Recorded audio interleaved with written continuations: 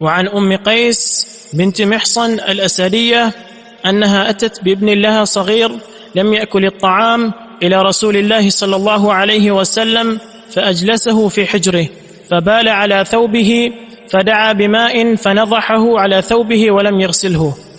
اس حدیث کا موضوع یہ ہے کہ اگر بچہ پیشاب کر دے آپ کے کپڑوں پر، آپ نے جھولی میں بٹھایا ہوا اور کپڑوں پر پیشاب کر دے تو اس کے پاک کرنے کا طریقہ کیا ہے، اس کپڑے کی تطہیر اور اس کے پاک کرنے کی کیفیت کیا ہے، یہ اس حدیث کا موضوع ہے.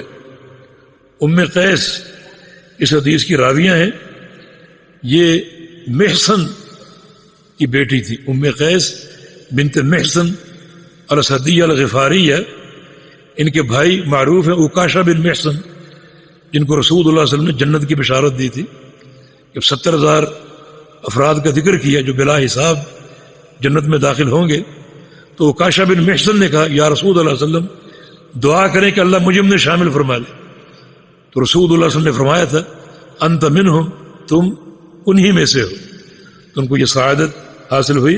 ان کی یہ بہن ہے اور یہ قدیم الاسلام ہے، یعنی اسلام کے آغاز ہی میں مسلمان ہو گئی تھیں اور انہوں نے ہجرت بھی کی مدینہ کی، اور نبی علیہ السلام کے ہاتھ پر بیعت کرنے کا بھی ان کو شرف حاصل ہوا. اس حدیث کی راویہ ہیں، فرماتی ہیں کہ انہا اتت بابن لہا صغیر، کہ یہ یعنی خود ام قیس اپنے چھوٹے بیٹے کو لائیں، لم یاکل الطعام، جس نے ابھی کھانا شروع نہیں کیا تھا، ابھی وہ دودھ پر تھا، اپنی ماں کا دودھ پیتا تھا اور ابھی کھانا شروع نہیں کیا تھا. یعنی اس کی جو طبعی غذا تھی اس وقت وہ دودھ ہی تھی، اس کے علاوہ کچھ نہیں. اس سے مراد یہ ہے کہ اگر بعض اوقات مائیں اپنے بچوں کے منہ میں ہلکی پھلکی چیز ڈالتی رہتی ہیں، لیکن طبعی غذا دودھ ہی ہوتی، بنیادی غذا. تو جب تک دودھ بچہ پیتا رہتا ہے اس کی بنیادی غذا دودھ ہی ہے.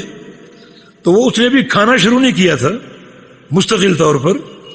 اپنے اس بچے کو وہ لے کر آئیں الی رسول اللہ صلی اللہ علیہ وسلم، رسول اللہ علیہ وسلم کی خدمت میں.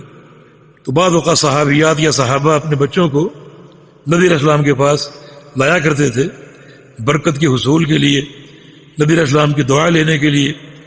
چنانچہ رسول اللہ صلی اللہ علیہ وسلم بچوں پر بڑے شفیق اور مہربان تھے.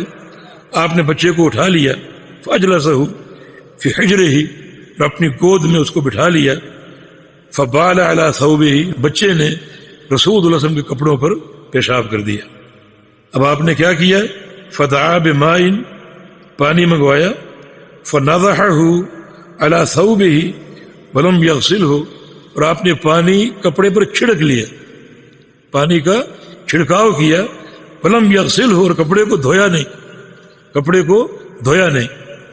اس سے یہ بات ثابت ہوئی کہ وہ بچہ جس نے ابھی کھانا شروع نہیں کیا بلکہ اپنی ماں کی دودھ پر ہے، وہ بچہ اگر پیشاب کر دے تو کپڑے کی جو پاکیزگی ہے اس کے لیے نزاحت یعنی چھڑکاؤ کافی ہے، اور کپڑے کو دھونا ضروری نہیں ہے، بلکہ چھڑکاؤ ہی، پانی کا چھڑک لینا کافی ہے. آگے حدیث پڑھ لیجیے.